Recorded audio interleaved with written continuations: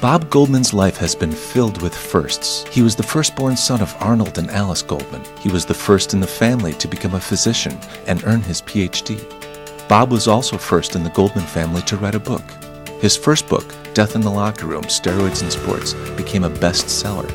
He wrote it when he was still in med school. It was the first of over 40 books that Dr. Goldman has written to date. He also developed the first drug testing protocols for Ben and Joe Weider in the sport of bodybuilding.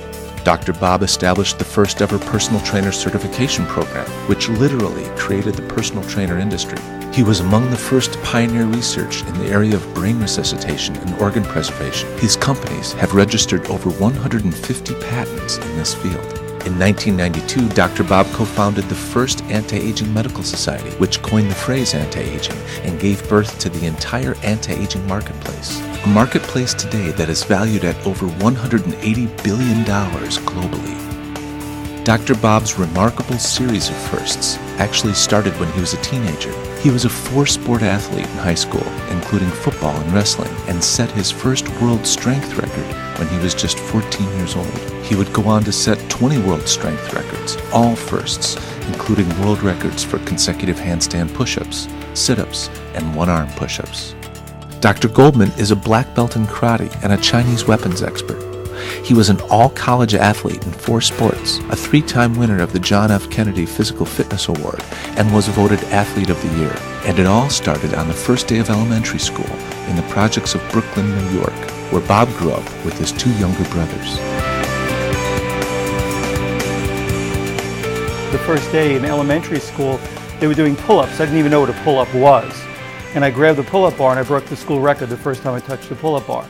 And then I said, wow, this is something that I'm kind of good at. So then even at the age of 11 or 12 years old, I started training. And at that time, Jack LaLanne was on TV. I was just a kid. I used to watch Jack on TV, and he was a real initial inspiration to want to do things that he was able to do.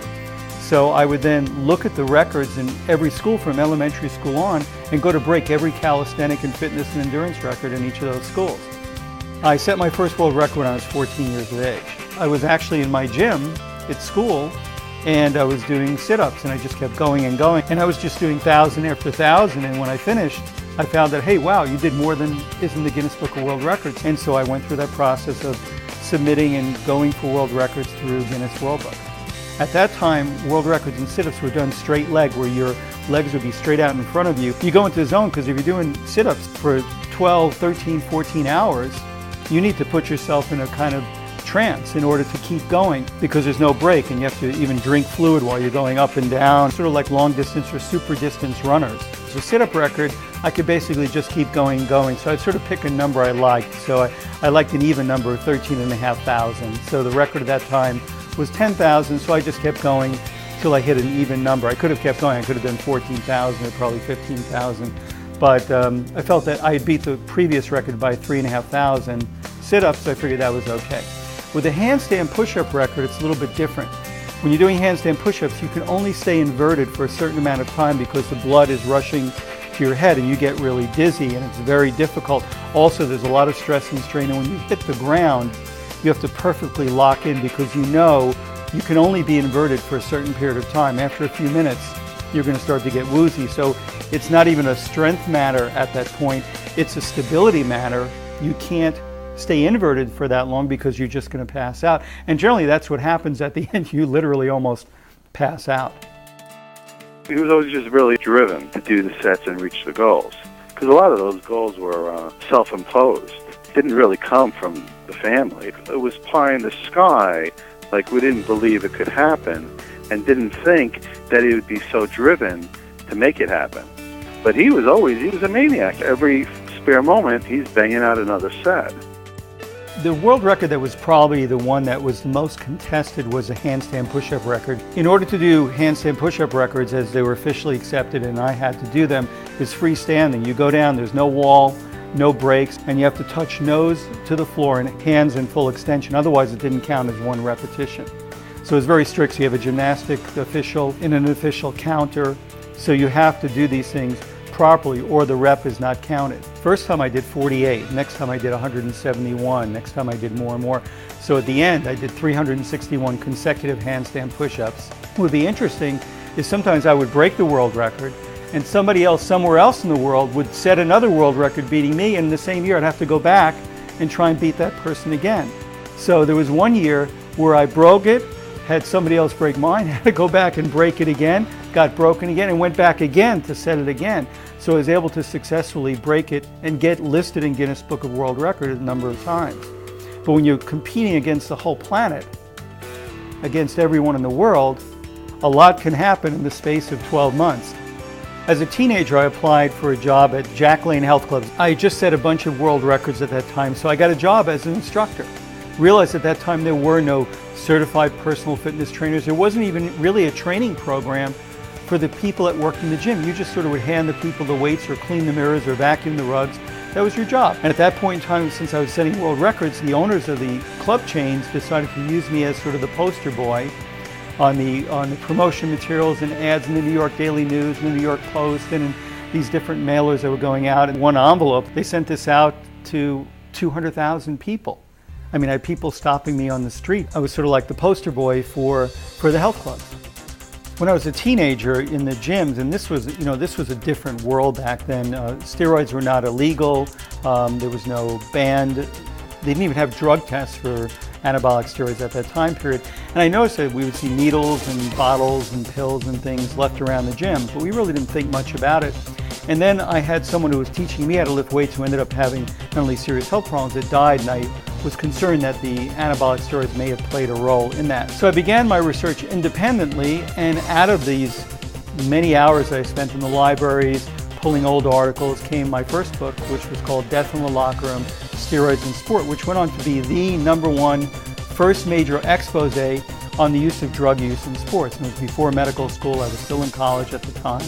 At that same point in time, I ended up meeting Dr. John Ziegler. Dr. Ziegler was the American team physician in the 1950s who was with the U.S. Olympic team, the weightlifting team, and he went to the Eastern Bloc nations for a world championship, and he noticed how the female athletes were very masculinized and the male athletes were much stronger. The East Germans and the Russians and so on were very powerful athletes, and they were all of a sudden where our American athletes always used to win all the records, used to beat everybody. The time of Paul Anderson when our athletes were just unparalleled in the world, and all of a sudden that thing just flipped like almost overnight.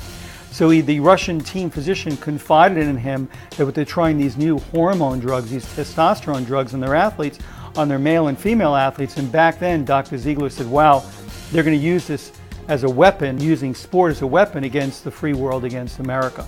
So he came back to the US in the 1950s, worked with Ciba-Geigy Pharmaceuticals to come up with the first, what we call gold standard in anabolic steroids, methandrostenolone, commonly known as Dianabol. So the steroid epidemic in sport was born. And he wished that he could put the genie back in the bottle, but of course he couldn't. And I ended up becoming his protege student, studying under him the last years of his life. And Death in the Locker Room came out 1 week prior to him passing away, and I dedicated the book to him.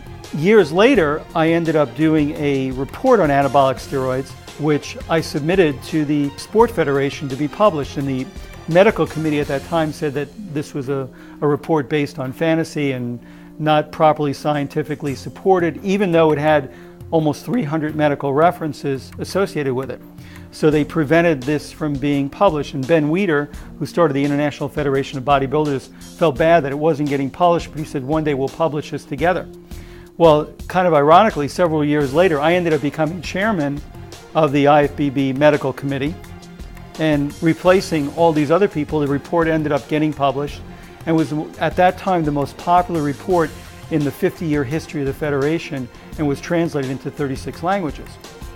And then I worked with the Federation to initiate the very first drug testing protocols ever held in the history of bodybuilding back in the 1980s.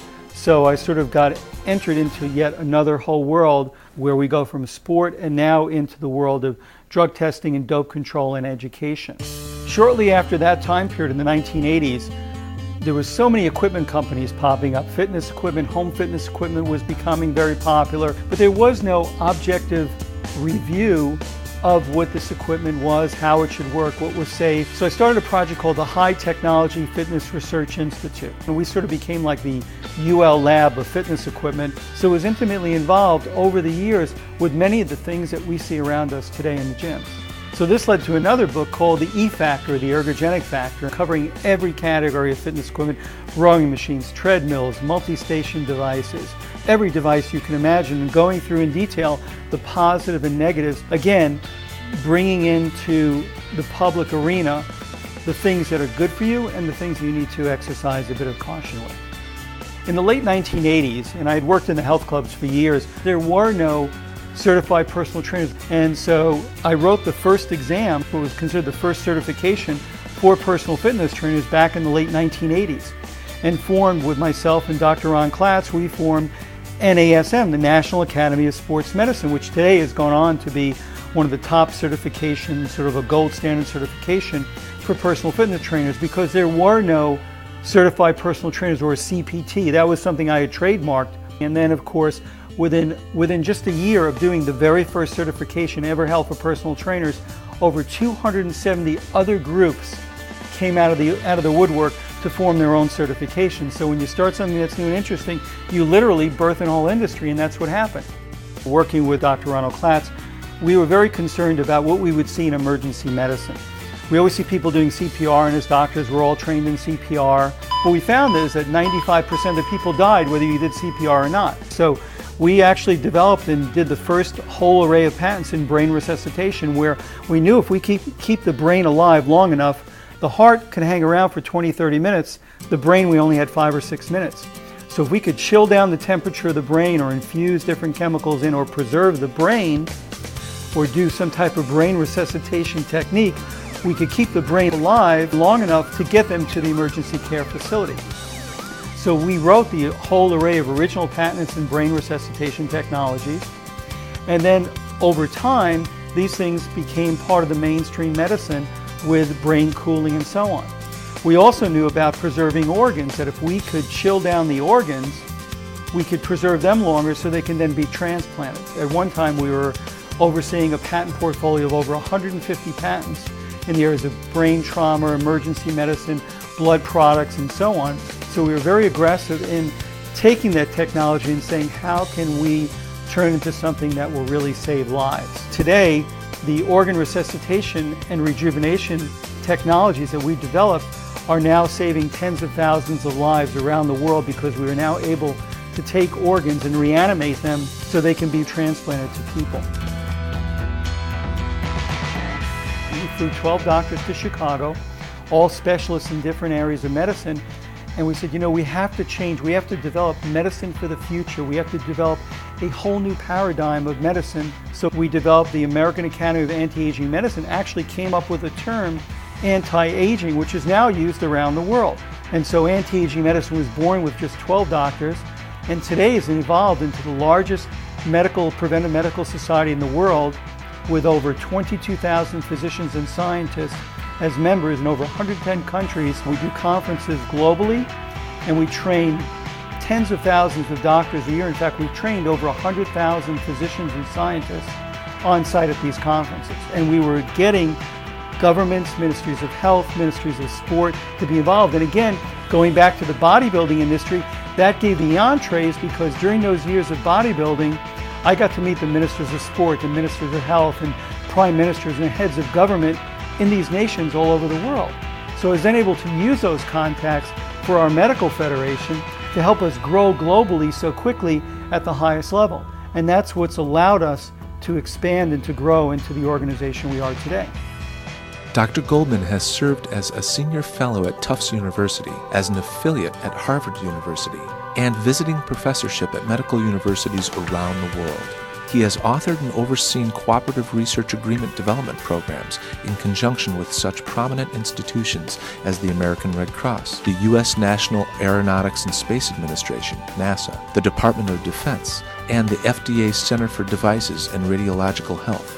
Dr. Goldman is the recipient of the Gold Medal for Science, the Grand Prize for Medicine, the Humanitarian Award, and the Business Development Award. Dr. Goldman was awarded the Healthy American Fitness Leader Award from the President's Council on Physical Fitness and Sports and U.S. Chamber of Commerce. Dr. Goldman received honors from ministers of sports and government health officials of numerous nations. In 2001, Excellency Juan Antonio Samaranch awarded Dr. Goldman the International Olympic Committee Tribute Diploma for contributions to the development of sport and Olympism. Dr. Goldman also served as chairman of Junior Olympics and Master Olympic Sports Medicine Commissions, overseeing millions of American athletes. Dr. Goldman is also chairman of the International Medical Commission, overseeing sports and medicine committees in over 184 nations. He has served as a special advisor to the President's Council on Physical Fitness and Sports. In 2012, Dr. Goldman founded the International Sports Hall of Fame, a nonprofit foundation established to honor the world's greatest athlete legends from all sports.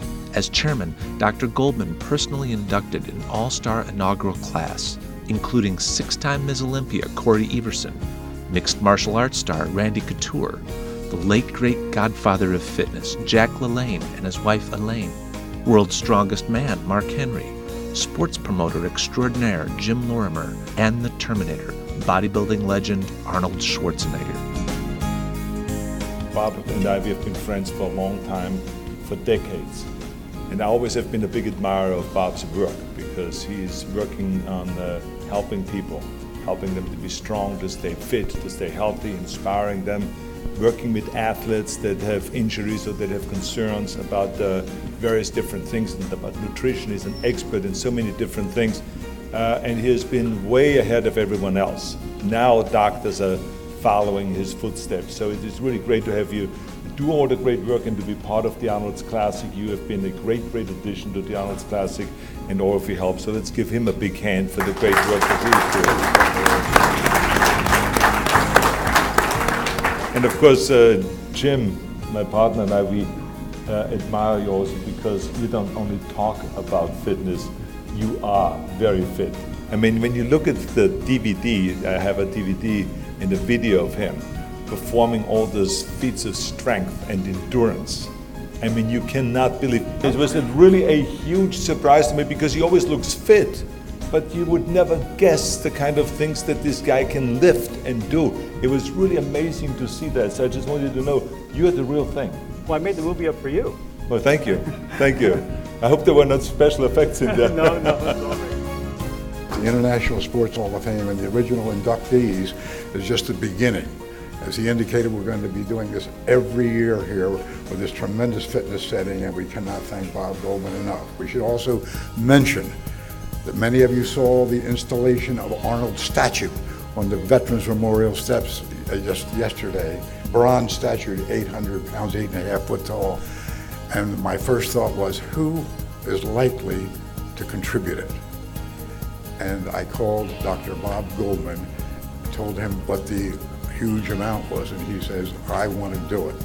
And that shows you when you're there, he steps up. Similarly, we have a sports film festival here, and he is the major funder of our sports film festival, which has great promise also. So we thank Dr. Bob Goldman for this recognition, but also for his great creativity and what he's doing and being with us. And thank you very much. My goals now are to try and change the way the aging process takes place. I think that people should be healthy and strong well into 100 to 120 years of age. We're really on the brink of some very exciting things with the advent of stem cells, nanotechnology, genetic engineering, gene therapy. We're in the most amazing time in medicine and life that this planet has ever seen. And that's what's really exciting, to live in a time period when the impossible is truly possible. In a lifetime filled with firsts in both athletics and business, Dr. Goldman will be the first to tell you that health is his most valuable asset. Everyone needs to do some type of physical activity every day, no matter what their age. Your health is your wealth. Your health is the most valuable possession you will ever own.